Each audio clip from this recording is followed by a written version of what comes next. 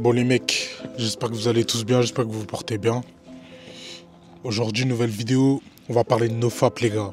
Parce que ça c'est un sujet trop intéressant et trop important. En vrai là j'étais en train de marcher et tout, je fais ma petite balade du dimanche comme d'hab. Et je me suis dit tiens, en vrai je pense que ça serait intéressant de faire une vidéo sur le NoFap et tout. Donner un petit retour par rapport à mon expérience personnelle. Les plus que ça m'a apporté. Et de manière générale aussi, de manière globale, ce que ça peut apporter à tout le monde. Et en vrai, si moi j'ai réussi à le faire, si ça se passe bien pour moi et que j'ai réussi à le maintenir sur le long terme, c'est-à-dire que tout le monde peut le faire. Du coup, moi je vais donner mes petits conseils personnels, mes petites astuces perso, pour que voilà, tout le monde puisse réussir à son échelle. Déjà le terme NoFap, pour ceux qui comprennent pas, ça veut dire voilà, pas se toucher la nouille. On va rester subtil, j'ai pas envie que YouTube me strike. Voilà les gars. Tant comme vous avez déjà tous entendu parler de ça, vous avez tous déjà plus ou moins expérimenté ça, du moins je suppose. En tout cas, quand tu cherches à te développer, généralement, ça c'est des étapes par lesquelles tu passes, des étapes par lesquelles tu es obligé de passer. Après, je pense que tout le monde a déjà entendu des histoires ou des versions différentes par rapport à ça. Même chacun a vécu des expériences personnelles différentes. Il y en a qui ont réussi, il y en a qui ont eu du mal, il y en a qui tiennent 2 jours, il y en a qui tiennent une semaine. Il y en a qui tiennent un mois, il y en a qui tiennent 2 ans. J'en suis la preuve concrète. Et voilà les gars, moi je vais vous parler de ça et je vais vous aider justement à pouvoir garder ça. Et je vais vous montrer et je vais vous dire ce que ça a changé dans ma vie pour que ça puisse vous motiver vous aussi. Il faut savoir que ça fait à peu près 3 ans que j'ai commencé à me développer personnellement. Donc de mon côté, c'est-à-dire arrêter d'écouter ce que les gens ils disent à droite à gauche, sortir de mon prisme, sortir de mes croyances limitantes et de ce que je voyais en face de moi par rapport à mon entourage et par rapport à la vie que je peux mener. Puisque voilà, je viens d'un quartier, donc forcément les idées, c'est pas toujours les mêmes. Donc voilà, je commence à faire mes petites recherches, etc. Et je tombe sur ça, je tombe sur le NoFap, du coup je commence à m'intéresser, etc. Je commence à voir ce que c'est.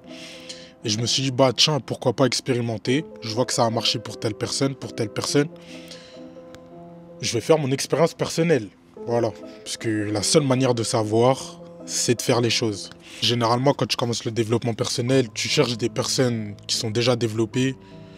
Tu cherches des mentors ou des personnes qui pratiquent des choses généralement hors de ton prisme personnel, de ce que tu vois autour de toi. Et justement, moi, c'est ça qui m'a interpellé, parce que je voyais justement la vie des gens qui se développaient personnellement et qui faisaient ce genre de pratiques. Je voyais leur vie et je me disais, ah ok, moi, c'est ce genre de vie que je cherche à aspirer. Du coup, forcément, ça me tente d'essayer ce qu'ils font. En plus, c'était super compliqué au début. Donc forcément, tu as des craquages. Tu vas peut-être tenir une semaine, après tu vas craquer. Après, tu tiens 2 jours, tu craques. Tu tiens un mois, tu craques. Et justement, petit à petit, à force de forger, se former et faire des petites actions par-ci par-là qui t'empêchent justement de faire ces actions qui sont mauvaises et néfastes pour toi. Parce qu'après, je vais t'expliquer pourquoi c'est mauvais et c'est néfaste et pourquoi justement tu dois faire cette pratique ou au moins tu dois l'expérimenter une fois dans ta vie. Tu pratiques. À un moment donné, forcément, à force de pratiquer, tu deviens bon et ça commence à marcher pour toi. Donc voilà, 1 mois, 2 mois, 3 mois, 4 mois, 5 mois, 6 mois, tu réussis. Et au bout d'un moment, ça passe plus par ta tête, tu vois. Genre vraiment, c'est plus une de tes pensées. Genre t'y penses plus, c'est impossible. Limite, ça te dégoûte entre guillemets parce que avec ce que t'as gagné, tout ce que ça a amélioré dans ta vie, le fait de ne pas le faire, t'es dégoûté genre. Parce que tu sais que si tu retombes dans ça, tu vas retomber dans certains vices que t'avais. Et c'est ça qui est pas intéressant. Et c'est ça qui est pas bon pour toi en vrai. Si tu cherches à t'élever, bien sûr. J'ai commencé à faire des petites activités à gauche, à droite. Surtout, j'ai commencé le sport. J'ai commencé à aller à la salle. Et c'est ça qui a vraiment changé ma vie, genre pour de vrai. Ça a changé ma vie, ça a changé mon prisme. Ça a changé mes croyances limitantes. Ça m'a prouvé énormément de choses. Même autour de moi, les gens autour de moi, ça leur a prouvé aussi des choses. Et c'est ça qui est intéressant. Avoir le retour d'expérience de personnes qui sont autour de toi, qui font les mêmes choses. Franchement, il n'y a rien de plus intéressant. Et d'avoir des objectifs tous les jours, le fait de tous les jours vouloir évoluer, tous les jours être en constante évolution, tous les jours être 1% meilleur que la veille. Ça, vraiment, c'est des choses qui sont obligatoires quand tu fais ce genre de pratique. Parce que psychologiquement, quand c'est dur, c'est là que tu te rappelles que, ah ouais, hier je l'ai pas fait, avant-hier je l'ai pas fait, avant-avant-hier je l'ai pas fait. Du coup, tu te dis, ok, aujourd'hui aussi, c'est impossible que je le fasse. Après, il y a plusieurs méthodes pour pallier à ça. Je vais vous donner deux, trois petits tips. Moi, en vrai, comme j'ai dit, hein, le sport, ça m'a beaucoup aidé par rapport à ça. Aussi, le fait d'avoir des objectifs. Quand tu as des objectifs concrets dans ta vie, je te jure que tu penses plus à ça. Tu penses plus à ça. C'est plus des choses qui te passent par la tête parce que tu as des trucs à accomplir. Genre, vraiment, c'est impossible. Et aussi, le fait de rencontrer des femmes, mais du coup, dans la vraie vie. Tu vois, t'es plus derrière ton écran, tu fais ça dans la vraie vie. Et c'est des peurs qui se débloquent, parce que forcément les femmes en vrai, c'est compliqué pour certaines personnes. En vrai, tant que t'es pas développé, ça va être toujours compliqué pour toi. Mais quand tu as une confiance en toi, une bonne confiance en toi, et justement cette confiance en toi, elle vient avec le fait d'accomplir des actions et des objectifs tous les jours. Par exemple, si tu te dis pendant une semaine, je vais rien faire, je vais pas toucher rien. Et le fait que après la semaine, tu as accompli cette chose, psychologiquement dans ton cerveau, t'es bon. Genre ton estime de toi, elle augmente. Du coup, forcément, ta confiance en toi, elle va avec. Elle augmente aussi. Justement, le fait de retenir, de faire de la rétention séminale, c'est super intéressant et super important parce que justement, en fait, nous, les hommes, on a justement cette énergie qui est en nous. Et cette énergie, cette rage, cette force, cette dalle, le fait d'être toujours actif, toujours en mouvement tous les jours, et ben ça vient de là en fait. Le fait que quand tu éjectes, quand tu lâches la sauce du chef, les gars, vous êtes KO. Genre généralement, tu lâches, par exemple, t'as fait solo ou je sais pas avec une femme, tu lâches, t'es KO. T'as plus d'énergie, t'as plus de force, t'es là, t'as envie de rien faire, t'es en mode zombie. Tu vois ce que je vais te dire? En fait, le fait de retenir ta semence, ça va faire le contraire. Tu vois, ça va t'élever, ça va te donner la dalle, ça va augmenter ta puissance, ça va augmenter ta force. Cette substance, elle influe sur ton taux de testostérone. C'est pour ça que c'est important. Elle te rend plus homme, ça augmente ton magnétisme avec les choses matérielles autour de toi et avec les femmes. Genre vraiment, le changement, il est drastique. En fait, t'as un instinct de survie qui vient en toi et qui fait en sorte que tu vas atteindre cet objectif. Et le fait de lâcher tout le temps la semence, tout le temps, et ben justement, ça repart à zéro. Parce que quand tu lâches, du coup, tu repars à zéro dans le mécanisme, dans l'organisme. Tu repars à zéro, du coup, c'est pas bon pour toi. Ça veut dire que tu dois recommencer tout le processus, etc. C'est super long et ça prend du temps. Et c'est pour ça que, je sais pas si vous avez vu, voilà, Mohamed Ali, il a fait de la rétention pendant 5 ans. Pendant 5 ans, les gars. Et vous-même, vous savez, Mohamed Ali, c'était quel genre d'homme? Si vous connaissez un minimum ce sport, évidemment, vous savez c'est quel genre d'homme. Et t'as vu, ça augmente ta capacité en tant qu'homme. Tu deviens vraiment homme. Tu vois, quand t'as des objectifs clairs, par exemple, lui, il voulait être le meilleur combattant du monde. C'est un objectif clair. Tu vois, tu penses pas à tout ça. Tu penses pas à tout ça. Tu penses pas à jouer au papa et à la maman, etc. T'es là pour tes objectifs, t'es focus. Du coup, forcément, tu vas faire que des actions qui vont te permettre d'arriver à ton objectif. Et c'est ça qui est super intéressant. Et c'est ça qui est bon parce que du coup ça te permet de pouvoir retenir ta semence. Et plus tu retiens ta semence, excuse-moi, meilleur t'es en meilleure forme. T'as la dalle, t'es full énergie, t'es plein d'énergie. Ta testo elle est active, ton corps il fournit plus de phéromones, ta transpiration elle est plus forte. Genre vraiment, t'es boosté. En fait c'est des indicateurs invisibles, genre c'est invisible, tu peux pas le voir à l'œil nu. Mais c'est réel, les gars. Je vous promets que c'est réel. Quand tu l'as expérimenté, tu le sais. Et c'est pour ça que toutes les personnes qui ont expérimenté ce genre de truc, on a tous le même discours. C'est toujours la même chose. C'est toujours pareil. Voilà, les gars, vous pouvez toujours jouer, faire vos trucs. Mais gardez la semence. Toujours en rétention. Toujours. Après, voilà, si t'as pas de relation, voilà, intime pas dans longtemps, ta glande, elle va s'atrophier. Donc, en vrai, honnêtement, je te dirais, ok, va t'amuser, fais tes trucs, mais fais avec modération. Et justement, fais en sorte de garder ta semence. Fais en sorte de garder ta semence et même ça va t'aider. Et même, genre, si t'as du mal à retenir et que tu lâches beaucoup plus vite, je te jure, fais ce genre de pratique, ça va beaucoup t'aider. Et arrête aussi tout ce qui est film, film de voilà, on s'est compris, ça c'est pas bon. C'est pas bon pour toi. Fais ça avec ton imagination, ou fais ça avec des vraies femmes réelles. Ça va t'aider, ça va te donner de l'expérience. Parce que les films, les gars, c'est pas la vraie vie. Voilà. S'il faut même, dépense ton argent, va payer voilà, une travailleuse qui est dedans. Dépense. Comme ça aussi, ça va te forcer psychologiquement, parce que tu sais, si t'as pas d'argent, tu sais que tu pourras pas le faire. Donc c'est ça aussi qui est intéressant. Et le fait de faire tout ça, ça va t'aider par rapport à tes émotions. Voilà, ça va t'aider, tu vas devenir de plus en plus stoïque. Tu travailles sur ça aussi, tu gères tes émotions, tu gardes ta colère. Et même ça, ça peut t'aider aussi. Tu gères ton excitation. Quand tu as des moments de faiblesse, tu essayes de gérer ça. Moi, ce que je faisais aussi des fois quand j'avais vraiment les crocs, 3-4 heures, c'est compliqué, tu n'arrives pas à dormir, tu as les crocs. Tu sors de ton lit, tu fais des pompes, tu fais une petite série, 20-30 pompes. Et mon gars, ça va te calmer direct, tu vas être fatigué. Sinon, tu prends un livre, tu commences à lire, tu fais un peu de lecture. Ça aussi, ça t'aide. Pour parler un peu de mon expérience personnelle, en 1 an et demi que je me touche plus du tout solo, tu vois. Genre, j'ai arrêté de faire les affaires tout seul. Et en fait, c'est quelque chose qui a énormément changé de choses dans ma vie. Déjà par rapport à moi-même, par rapport à ma confiance en moi. Parce qu'en fait, le fait de me dire, ok, je vais pas le faire. Par exemple, pendant 1 semaine, je vais pas le faire. Tu réussis ton objectif. Ok, je vais pas le faire pendant 2 semaines. Tu réussis également. En fait, ta confiance en toi, elle augmente. Et ton estime de toi aussi, elle augmente, comme je l'ai dit auparavant. Et ça, c'est quelque chose d'extrêmement puissant. Parce qu'en fait, ton esprit, c'est ça qu'il faut forger. Et tes croyances, c'est ça aussi qu'il faut changer.